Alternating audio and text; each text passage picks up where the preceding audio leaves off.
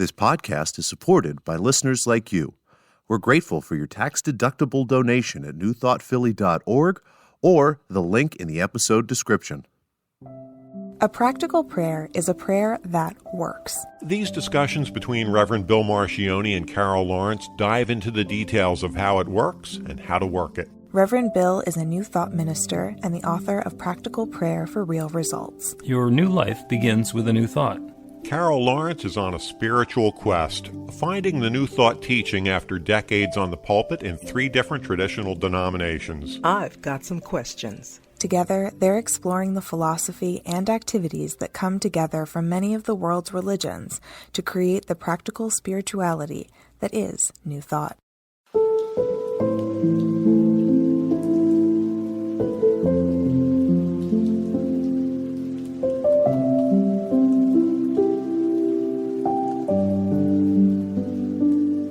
Welcome to the Practical Prayer Podcast. I'm Carol Lawrence here with Reverend Dr. Bill Marcioni. I love the idea that you had for the episode today. Oh, seems like I had a few. So which one did you love? Just the single word, nuggets.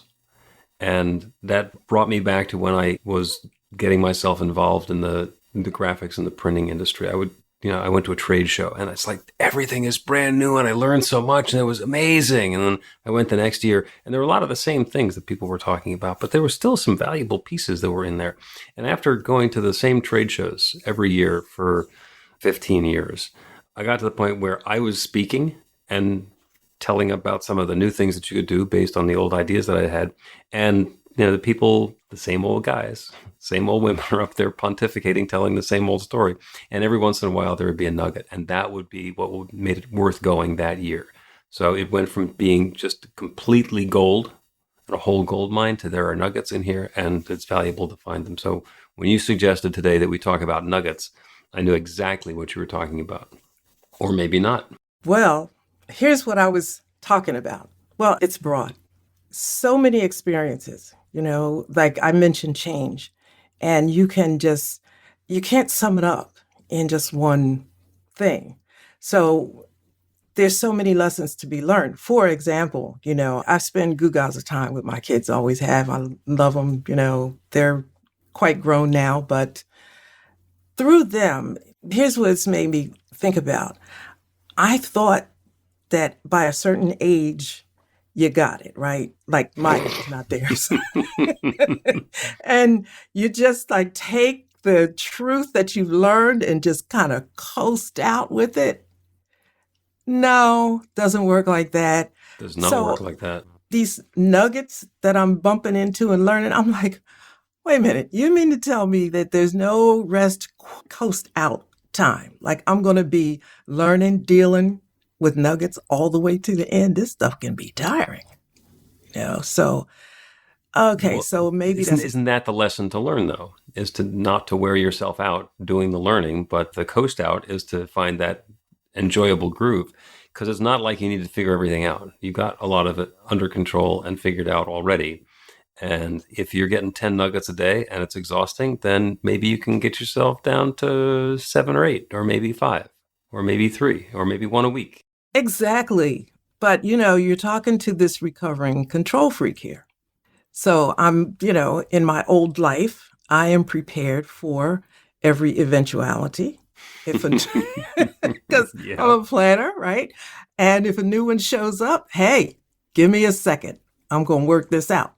Not excluding, the power of the universe and all of that. Not excluding that, but saying, listen, I got to move.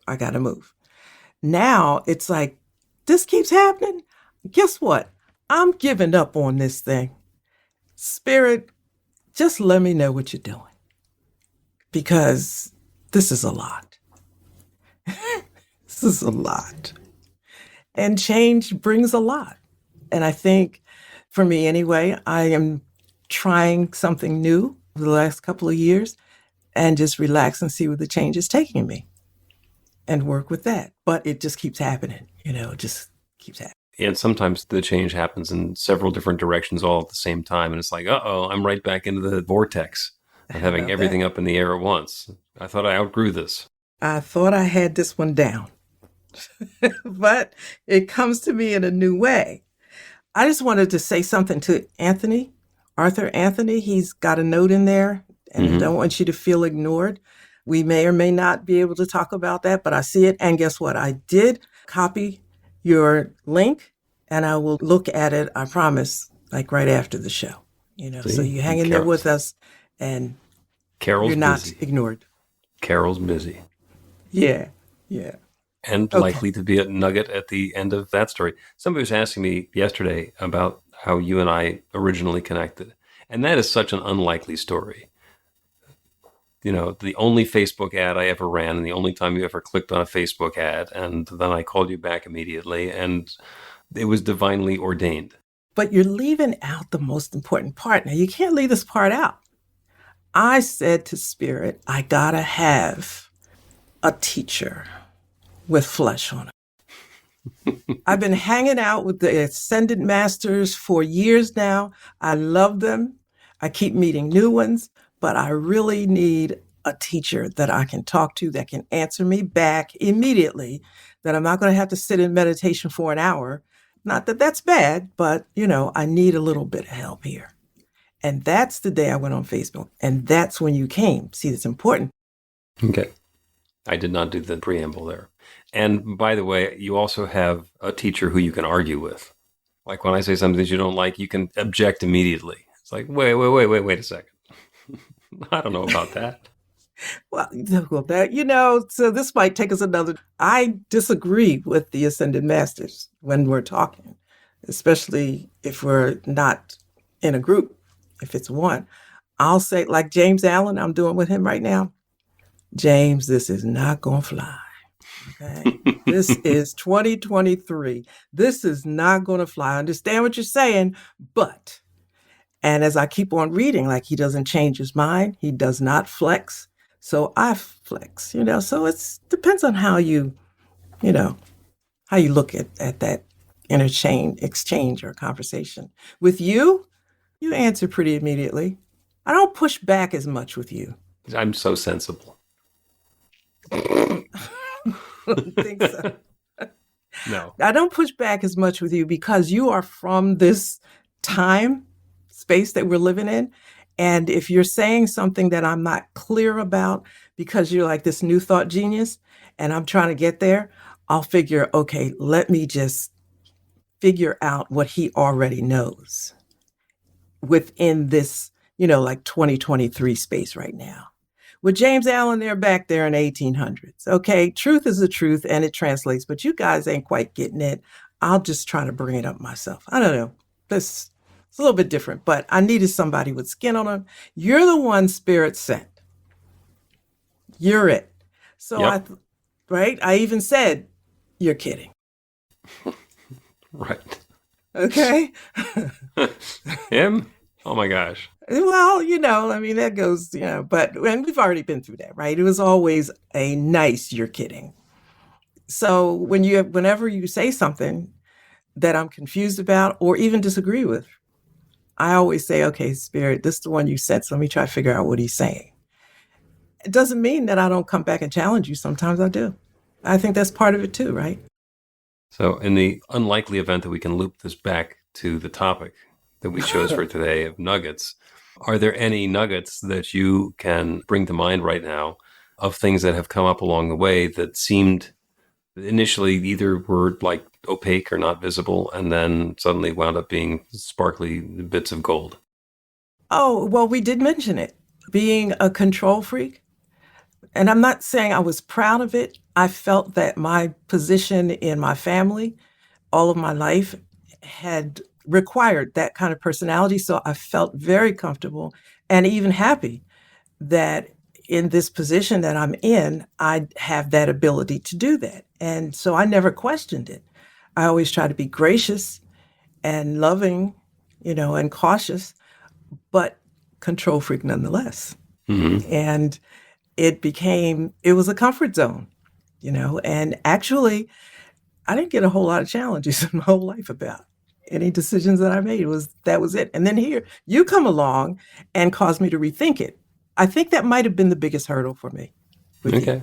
Yeah, because it's letting go. Yeah, and the interesting part is going back because we have the entire library, the arc of our interactions coming up on 100 episodes worth that are all living out there in podcast land.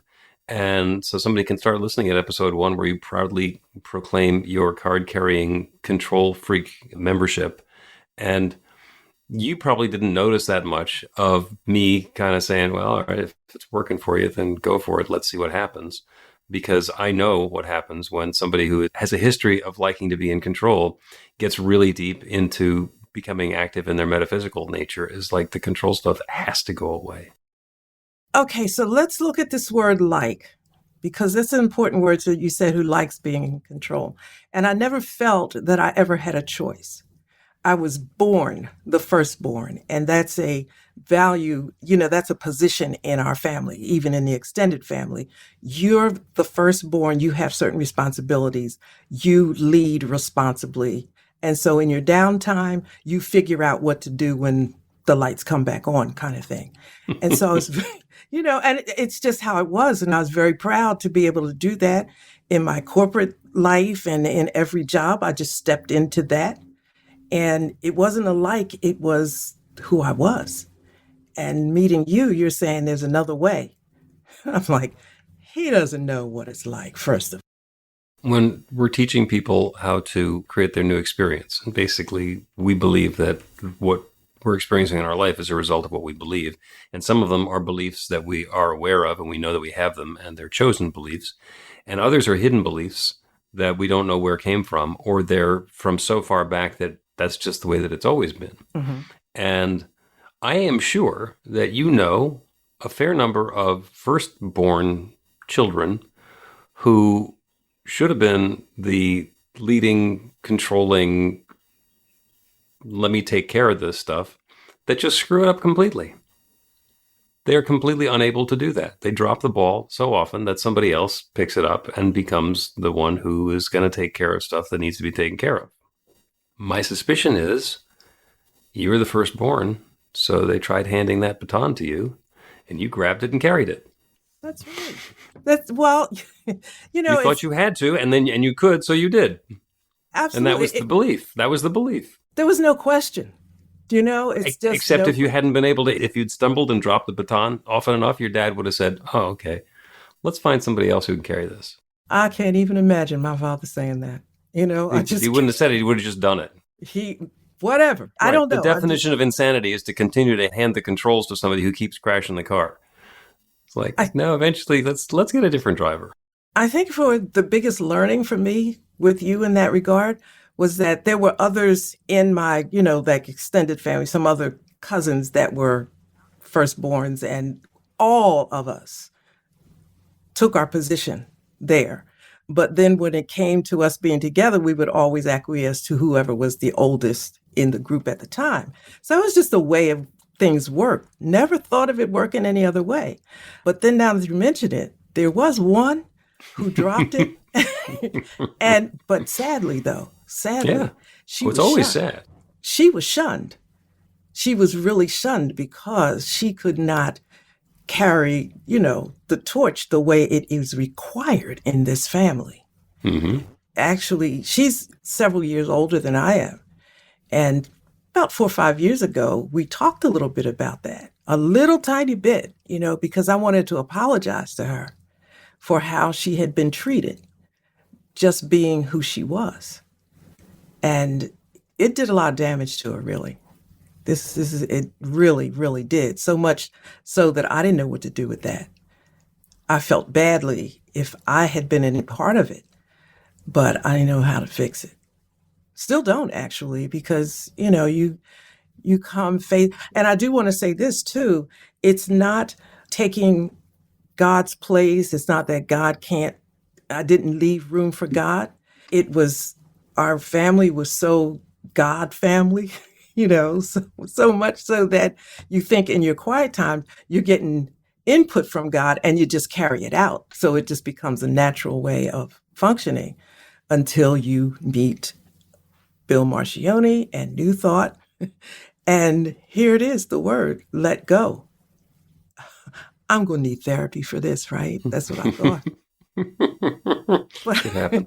Let's But take a break. When we continue the conversation about nuggets, perhaps we'll talk about what we do when we learn that things are different than we thought they were.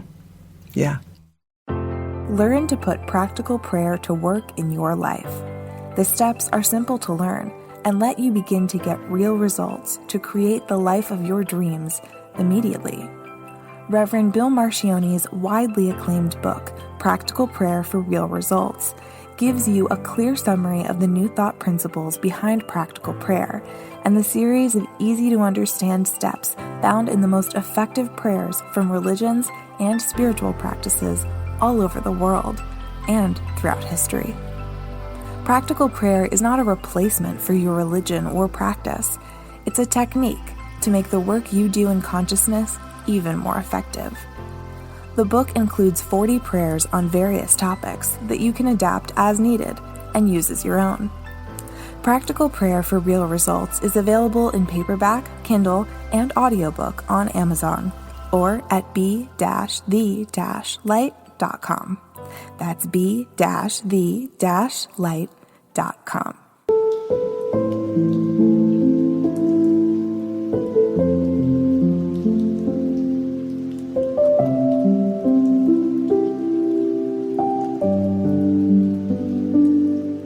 welcome back to the Practical Prayer Podcast. I'm Carol Lawrence, here with Reverend Dr. Bill Marcione. We're going to talk some more about nuggets and specifically about what happens when we find out something we thought was going on is actually different than what we thought. And every once in a while that happens. Like when, as Carol was discussing, the pattern in the family is that the firstborn always takes charge and is the one who's in control and has everything organized. And it turns out there is a slightly older cousin who was not suited to that role. And it didn't work well because there was the belief that everybody in this family does that. And when she couldn't do that, then sounds like he treated her like she wasn't in the family. I didn't, but others did. Yeah, that's, when somebody is shunned, it's like, well, you don't belong here. And it's really sad when that happens. And then the whole group has the opportunity, not that the whole group always does this, the whole group has the opportunity to take a look at what made them think that that was the way things were going to be, because maybe things are different than the way that they had been supposing. And the word that we use for that is assumption. Mm-hmm. We make the assumption that things are going to be a particular way or going to go in a particular pattern.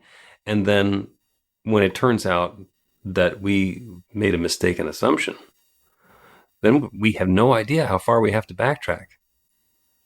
Where did that start? And, do I have to dig it? Do I have to dig that all the way up to the back to the source? Or can I just cut the root where it is now and leave the old piece in place? We don't know. We don't know. I'm really big on meditation, and it comes in different forms. So for me, just to be quick, to me, it's just to shut down, stop thinking my own opinions, and just be as blank as possible and ask Spirit to please help me clarify, help me understand this. Now, to me, it's that simple. I know to others there's more pieces to to it than that. But I'm just so absolutely clear and confident that Spirit speaks when we slow down and we're quiet. In the case that we just mentioned, my heart went out to my older cousin. But then there was a time when I felt like I was falling off the wagon and not, presenting properly. And so I went to another older cousin and I wanted to talk about it, and she would not hear it. She said, I don't hear this. You know what your call is in life. Get your ASS up, get it in order. And, so the conversation was like that. And I walked away thinking, okay, so she's correct. So I got back in marching order. Now, to some that might seem wrong, but it was helpful. It really was, because we're not going to take time for you to feel sorry and indulge in this. You know what's correct. Now go do it. But I think that probably doesn't work for everybody. And I went away with a spirit of gratitude. And to me, complete humility, understanding that I can fall short, but that doesn't change what I am responsible for, that is myself and my own decisions. So keep it moving, because there are people that need to see that, and that's part of the control thing. It's not always about the person, but it's about others that, in a former life I called that I serve. I am responsible to help you and present to you the way God works. And so I have to allow God to work so that you can see it. But yeah, you don't have to dig too far for that. I mean, you can if you have time, but sometimes we don't have time. Everything is moving. So sit down, see what God says, and get up and keep it moving, because people need that. They need that. And that response of, pick yourself up by the bootstraps and just continue on doing this the way that we do this, because you can and you have, and the people around you need you to continue. So just do it. Get over yourself. That can work really well. And it can also work really badly.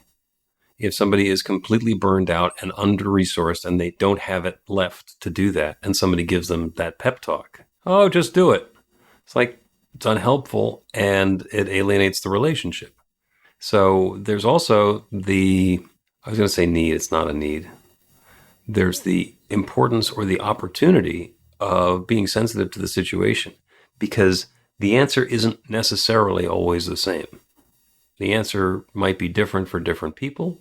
It might be different for the same people on a different day. Like, if you have it today, then you do it. And if you don't have it today, then pretending like you have it isn't going to help. I see what you mean, but here we go. We have to go back to the source of our belief and find our direction there. Now, it may not be, your source of your belief may not be in what you learned in Sunday school. It might be a little further back than that. In the case of your family, this is something that your family has believed for a long time. For a long time. However, they are, quote, they would say God people. So the idea is that you open yourself up to spirit or God, and God will show you what to do, right? Psalm 37 says that the steps of a good person are ordered by the Lord. And so you stay in touch with God, and you will get your next step, and you do it, and your hurt feelings will be taken care of. You'll have your moment, but it's about trust, so it's what you believe in how God acts in your life. So I always believe that I am never outside of God's presence or, comfort zone, whatever you call it. So if I take the next step, I usually do it and say, I've even said, this is so funny, God, you see what I just did? Okay, now listen, I think that that's what you told me, but I hope you got this because I took this step. Now that's happened more than once, but it has to do with what I believe about God. And I think that's where I try to take people back to what you believe about God helps you take the next step. So with New Thought, the huge piece in there is about surrender. It's about letting go, because when we get into an ego battle, because this is the way that I've always done it, and then there's pain or difficulty or challenge that's come along, and we take that to meditation. If the answer is do it differently, then, and we get into an argument where our ego says, well, I can't do it differently because my family's always done it this way, and I was always brought up to believe this or that or whatever, and you then run into that internal conflict. Something's got to give. Something gets to change. And as you have noticed throughout your illustrious career, you got to do what God says to do.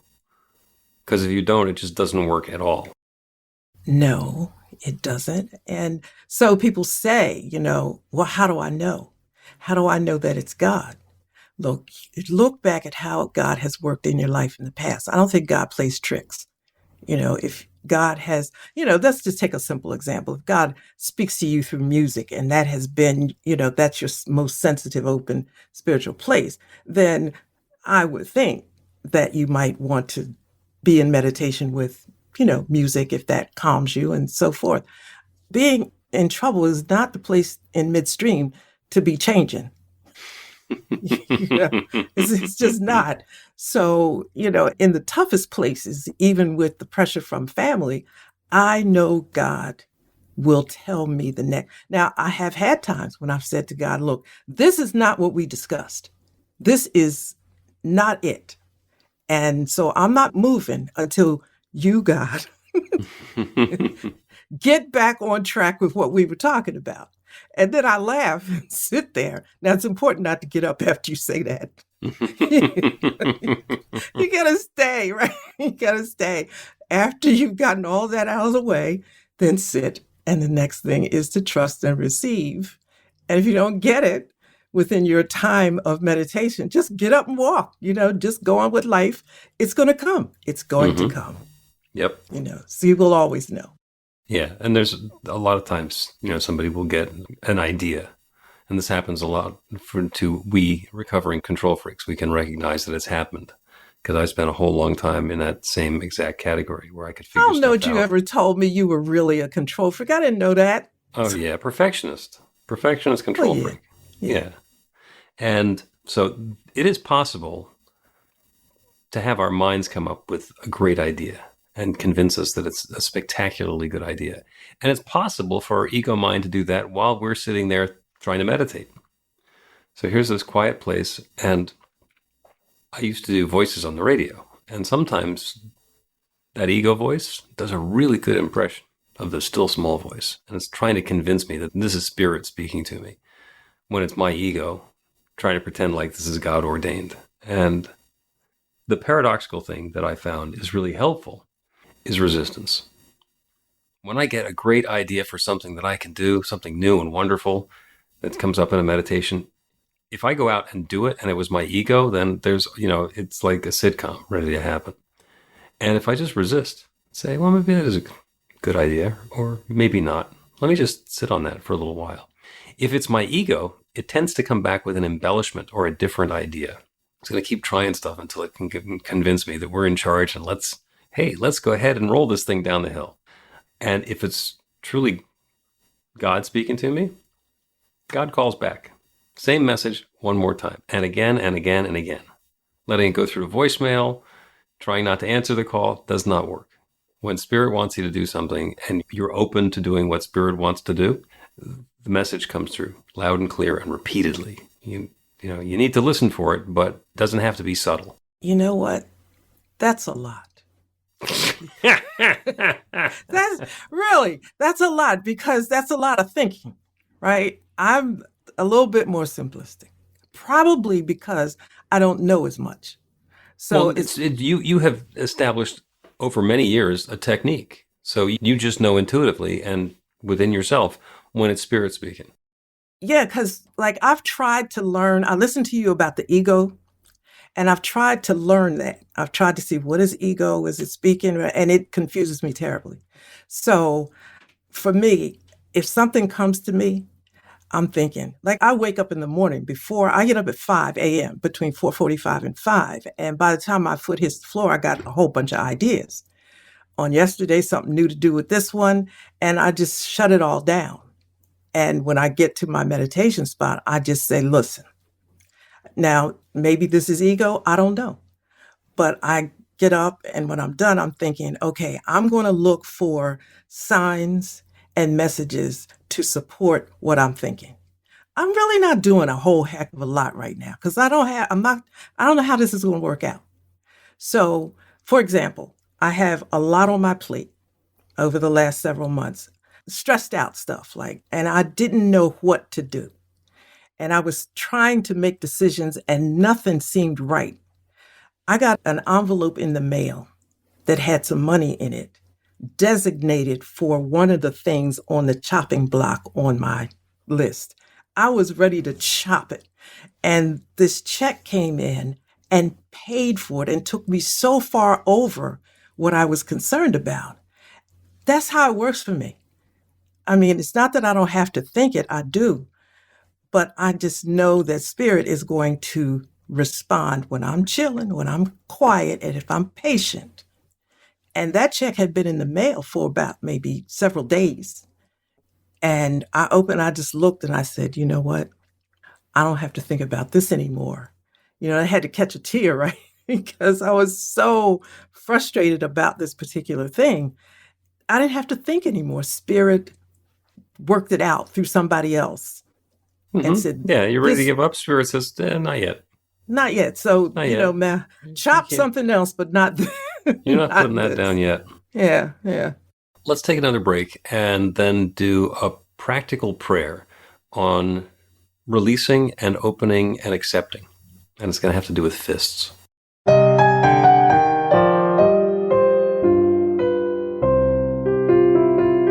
It's Reverend Bill letting you know that the Practical Prayer for Real Results class is now available on demand. That's right, you can take it at your own pace, anytime you want.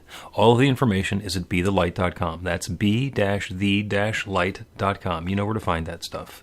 The class is 5 lessons, broken down into 18 modules, and you can take them at whatever pace is comfortable for you. As you work through the process, it starts out with the theory, goes into the practice, there are experiential activities and exercises, and at the end of the program, you will wind up with an understanding of how practical prayer works, and a practical prayer for yourself that will work to create transformation in your life. And as you know, it works for everything.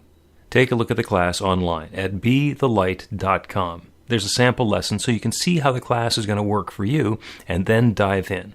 The great news is it's on sale now. You can register and save $20 off of the regular price. I'm looking forward to seeing you in class.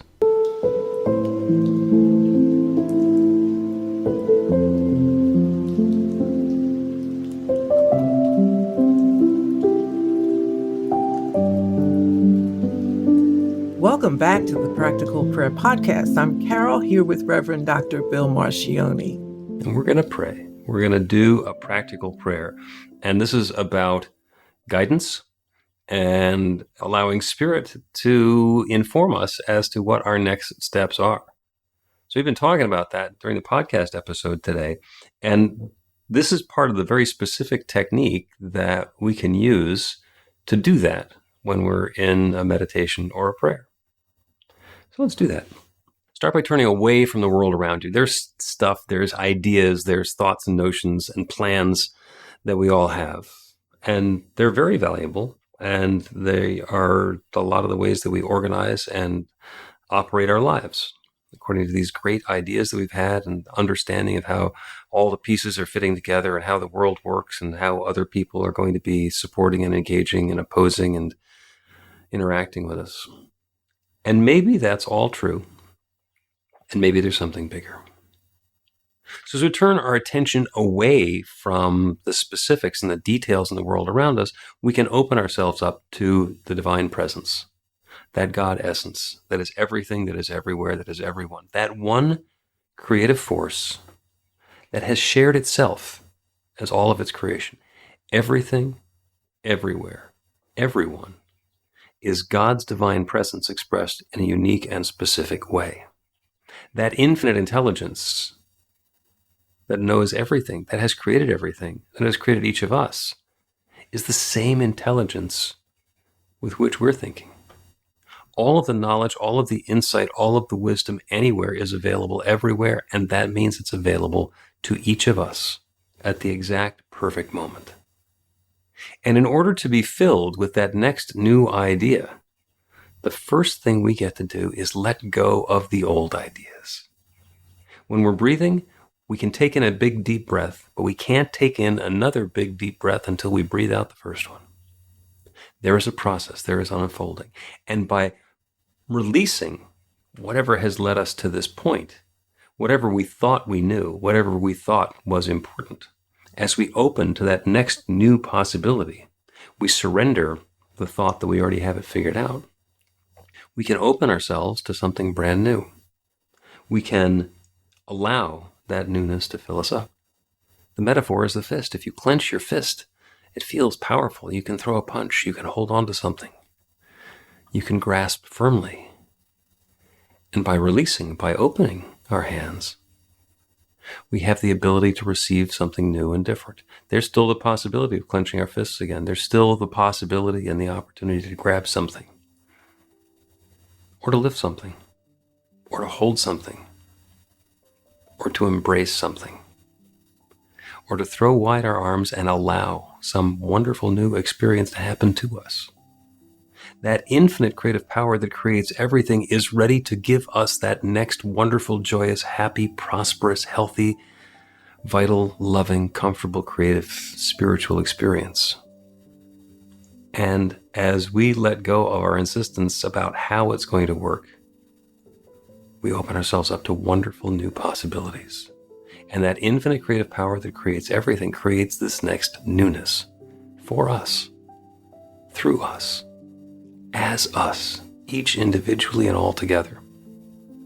That is how newness flows into the world, as we let go of whatever led to this moment and embrace that brand new possibility, to allow ourselves to be guided by that still small voice, to allow ourselves to take steps in directions that we might not have considered previously, to allow ourselves to move ever higher on our own evolutionary path. That's how love unfolds. I'm so grateful for it. I'm grateful for the good that's showing up for and through and as each of us. And I'm grateful to be able to release this word into that creative law, and to know without any question whatsoever that the law is already responding. It's already saying, yes, this good is already underway. That wisdom and insight and uplift and guidance and newness and freshness is happening now. And so I let it be. And so it is.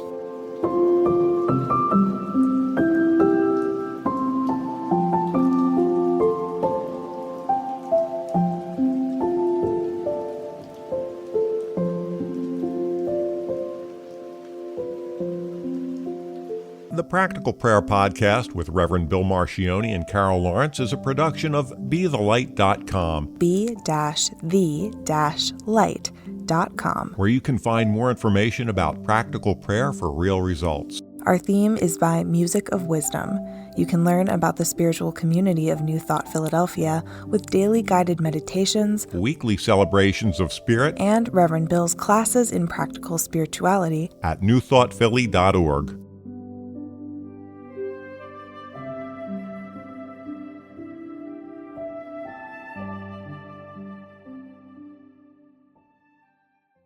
This podcast is supported by listeners like you.